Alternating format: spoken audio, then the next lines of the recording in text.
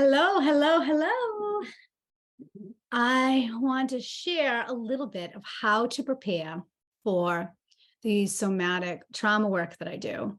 And this is a good preliminary video to watch if you're considering enrolling in my program. And you could probably use it when thinking about other people's programs as well. If you're just looking to sort of educate yourself about the process, what it is, I'll tell you a little bit about how it differs from sort of more popular somatic therapies, and also how it differs from some of the coaching that's sort of saying it's trauma work. But this is so very different, the work that I'm doing, and I can explain very clearly what that difference is, and then what the work is, and then I'll tell you a little bit about how to prepare, because I think how to prepare is really important, so that you understand the undertaking and that you're ready for it.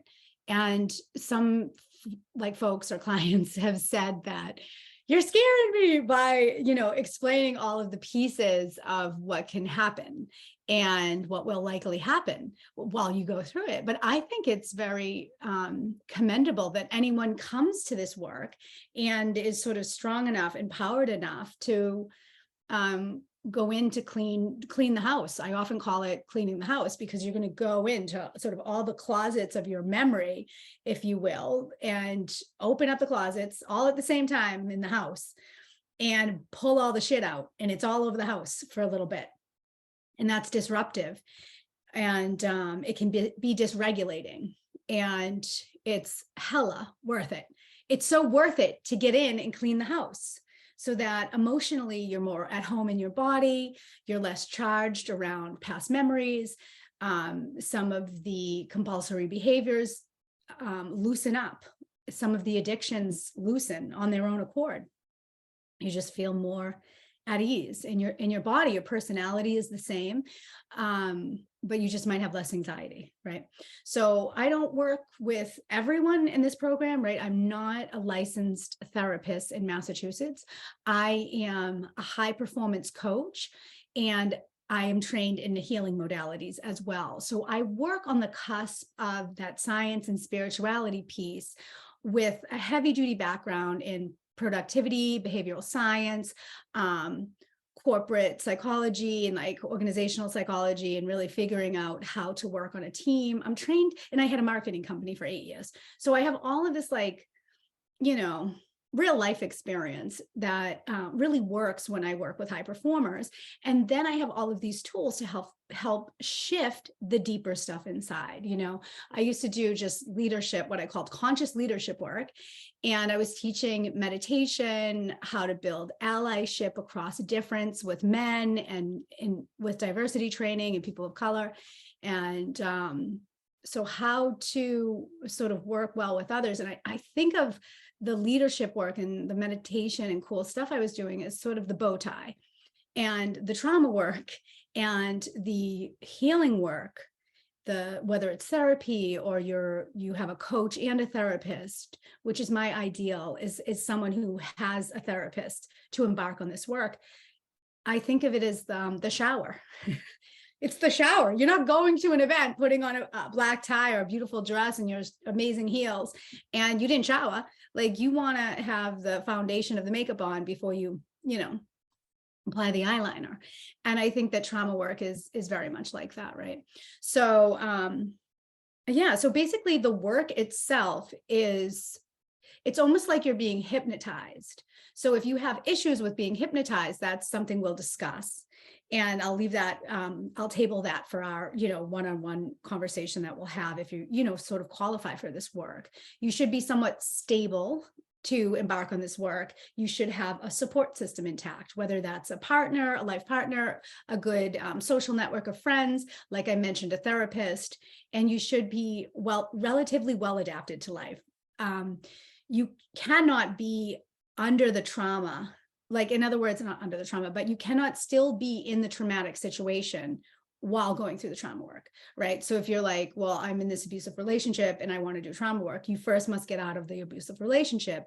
And then I would even have you take a breath, probably do some energy work, and then we embark on this. And that is a pattern I use with many clients. So the work is going into primary consciousness, what we call primary consciousness. This is like the animal brain, right? Where what we're talking about is where memory is stored, where emotion comes from. And it's actually, I consider it the language of the body. I don't know if anyone else says that. I don't know, it sounds kind of like a big thing, but to me, we are in the language of the body. Secondary consciousness is walking around and navigating life. Oh, let me, what's on sale today at the supermarket? Like you're talking to people and oh, those apples good. Like you're communicating, you're behaving in a way that's almost curated and it comes from the brain. Whereas primary consciousness that we're working at, it's like everything gets absorbed there. It's the subconscious, and we're working with the autonomic nervous system.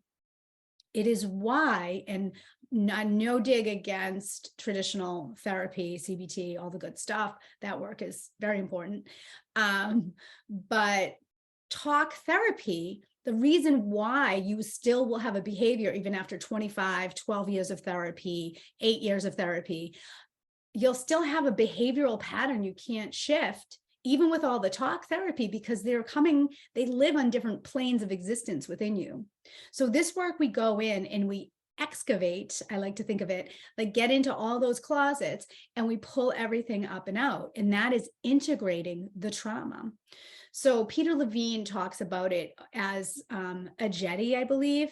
And you've probably heard me, if you've watched my other videos, like that's how I talk about it, where the energy in the system, or like the river's flowing and it goes into the jetty where the trauma is. It takes like a certain amount of energy. There's like every day you got to like push it down or try really hard, read all the books, do all the things just to have a normal existence.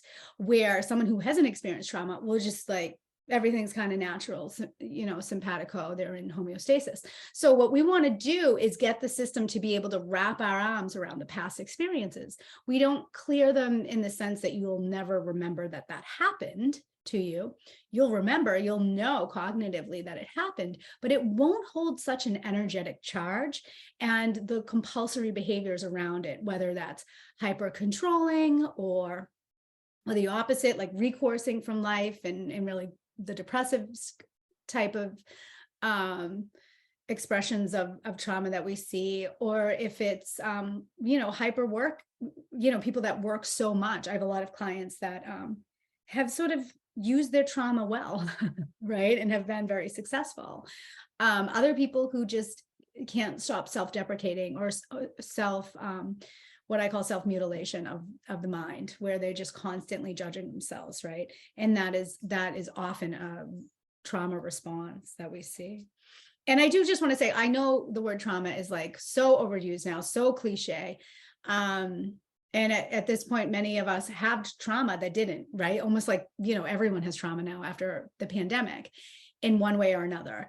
And it's interesting because what we'll see too is if you have early childhood trauma, so in the in vitro to around 8 years old, that's a different trauma set than someone who is 27 and had a crisis happen and is processing it, as well as the type of trauma at these two ages. It will be a different treatment plan within the work for you, and we'll discuss that at another time if you're interested. So I often talk about it like a live wire, that there's this piece inside of you. Like if you can imagine almost in a cartoon that there's a cable and there's a live wire and it's standing up.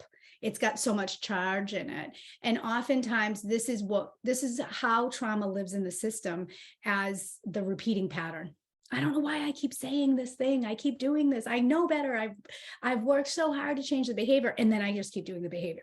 It's this energy that needs to, what I consider, be heard, right? So that the language of the body can really express itself in the native language that it comes in. And it is not, sounds good and it's pretty. It's not pretty, but it is necessary. And from that, I just have to say, it is the most beautiful work. It is so humbling. And it's just such an honor to be able to hold space to get this stuff up and out of you.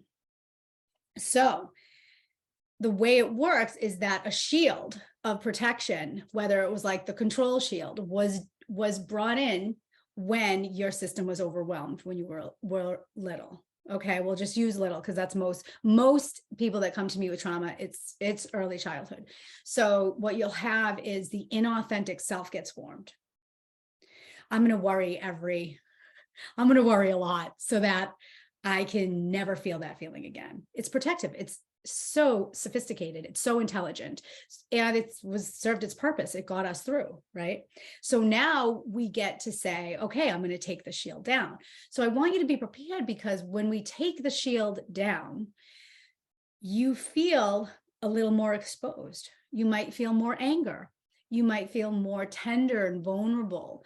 And you might feel, I've often talked about it as like there's a hollow feeling that happens when we've reached like almost past the peak of getting to the really juice, the real truth of your trauma, which is often not what we think it is. The way the memories are actually stored in the physical system is different than the story we told ourselves, the meaning making, the language part of the brain. And you learn so much about like, you're like, oh my God, that's why I constantly need affirmation or love. It's like the memory comes up and out of you, and you're like, and it instantly creates this like deep connection to your behaviors that you're just like, and it's a felt experience, right? So we integrate this live wire by letting it fully express, almost like when you're extremely upset about something and someone is like, can you just calm down? And you're like, no, I need to finish this. You need to hear this right now, right? So we're sort of in that plane of like, we want to get it all out here. And it's just such a beautiful opportunity. And as we peak into like really getting it all out, that shield will disintegrate of its own. And you want to be ready by having some support. So I think of it as like professional support, personal support, like your network, and then your own practice. Okay. So professionally, as I mentioned, you want to be enrolled with a therapist that has some knowledge of trauma work, whether it's they are trauma trained, trauma informed, or they simply have done some of the reading and seen the research and are supportive of you going through this work, so that you can have someone to go to that's a professional. The other side is like your family, your friends, your partner, right? And I really tread lightly here, and I want you to use caution when thinking about it, because what I've experienced working with all these clients and myself going through the trauma work is that not everybody is down for this type of thing, right? They'll be like, why are you going through and reliving your trauma? People are like, what is wrong with you, right? And that, because it's counterintuitive to feel bad in our culture. But we know from studying the psyche and studying indigenous healing is like, you actually need to go into the dark to really hold more light. And you need to integrate those pieces, those lost pieces of ourselves, right? And this is a very tactical and very well-documented way to do it, right? So your family might not know what to say. It might make them nervous. They might not be able to meet you where you are. So I would suggest choosing judiciously how much you tell people about your experience, who you tell, when you tell them. If you're feeling really tender, I would go more with like a trained professional. And then when you're feeling sort of like, buttoned up and feeling really good, then you might be like, so I went through the trauma work, or I'm going through this. If you'd like to hear about it, I'd love to share some of it. I wouldn't recommend sharing all of it. It's going to be yours and it's your story. And that's why I really suggest journaling for like one of the personal practices. And I know that's not everyone's thing, right? But if it is, and you're open to it, it is a powerful way to document both the nuggets of learning that you bring back from this other plane, because it is a succinct amount of work that we do in the time period, depending on your treatment plan, and then it's over, right? And then you go back to life and you just feel better, and you'll have these like memories, almost like a dream, and you'll have this book that you can reference. And, I have people that'll come back for one, like a trauma reset, like after a year after I did my core trauma work. So I worked through my core stuff from when I was a little girl. And then a year later, I'm like, I need a couple sessions because there's stuff I can feel that I want to release. New stuff, my old story kind of circling back, but it'll never be as intense as the healing that I had to do then, right? That's not always the same depending on the trauma that you've had. Sometimes it is warranted to tell the people you work with. Most of the time it's not, right? And I'll help you navigate all of that. I've seen it happen many ways where it's very unique to your situation and also your trauma and how you start to process, which is always different. So it can be dysregulating, right? And you can sort of lose your footing in life a little bit, but you'll be able to go to work. You'll be able to maintain your friendships. But I would ask that during the treatment plan, you slow down on socializing, on all of the social clubs or the volunteering. And if you're on the PTA and you're on the board of this, like you might say, I'm going to take these 6 months. Or if you do the 3-month track with me, you're like, so during this time period, I'm really going to allocate time to heal. Because when you're not in session, so between the sessions, we'll be at a weekly cadence. Between the sessions, you'll need to feel, process. You'll want to spend probably more time alone. You might need some one-on-one, like time with your girlfriend, or you'll be like, I want to just go to dinner with my husband. You might not want to be at these big events. You might have to do those big events, and that's okay, but I don't want you to be overcommitted outside of the healing. I want you to pull back on life and really carve out some time, because it's important, and you'll feel that you need the time alone.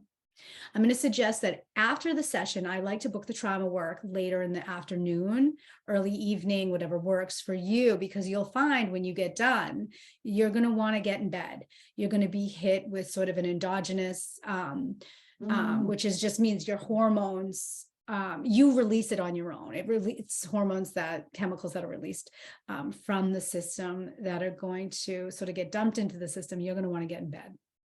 You're going to want to watch TV. I usually have just a blanket ready, a movie ready. I make a cup of tea, and I'm just going to soothe my system. And I'm not going to have to go home and cook dinner and make sure the family's good. But yeah, I'm going to ask that you please respect that request, because it's going to do you right. And if you challenge that and go, you're going to come back and say, I wish I listened. Trust me on that one. You really want to take it easy after the sessions. You're just not going to be yourself. You'll go to bed, you'll wake up the next day, and you'll be better. Okay. But you will have some of that, the big life things. You'll feel a little different. You'll feel empty. I don't know who I am. Am I going to come back to myself? Yeah, you'll come back, but you won't be worrying anymore. So it goes in a cycle where we begin the work, and then people peak at different times. You might peak 3rd session. It might be the 6th session, it might be the 13th session. And it's a big session. And then after that, there's sort of this unraveling, and then it brings you back together. Okay. So there's like a release. And I often talk about it similarly to an orgasm. And I apologize if that's inappropriate, but here, we're probably all adults here. I'm not doing trauma work with kids. And yeah, it's sort of like this, you finally popped the pimple thing. And I won't go too far into that piece. And there's just one more thing I wanted to mention, the difference of somatic experiencing and the somatic trauma work that I'm certified to do. And then I also know a lot of coaches that I don't know, they may or may not be certified. I don't want to say anything bad about anybody's training or deciding to do sitting with people's trauma. So someone who's trauma informed. It's very different than bringing someone into the experience, which is a very sort of it's a psychological space. It's interactive. When we're doing the work together, I'm with you. I'm sort of in your psyche, and it's like the lights are off, or we're out and we are playing hide and go seek at night, and there's noises, and we're in this space. I won't get too far into what we'll be doing, but that's kind of an idea. And I'm there with you every moment of the way. where I believe what I've witnessed from other coaches and heard from clients and coaches I've worked with in the past, that they have you feel what is coming up in your body when you think about something. And that is somatic. That is somatic. And where is the trauma and where does it feel? And it's a conversation and a little bit of feeling into the body. That is cool and great, but this is a little different. We're going all the way into the trauma and reliving the trauma to let it come completely out. Somatic experiencing is different, but more like what I do, where it's a treatment and it's a therapy. And the somatic experiencing is it's great work, but I consider it, and I'm sure other people would talk about this, exposure therapy, where you go in. So I always talk about, like, you're afraid of spiders, right? So you go in and you're like, okay, there's a spider down the hall. And then, like, your heart starts racing, you're feeling all the feels. And then the practitioner pulls you out to just breathe and reset the nervous system. So it's like coming in and out, right? So you're exposed and then you're calm, you're exposed and then you're calm. And very different than what we're doing, where we're going into like a whole other sort of mental landscape, but it's really a physical landscape, but we're sort of in this hypnotized realm and we're staying in there.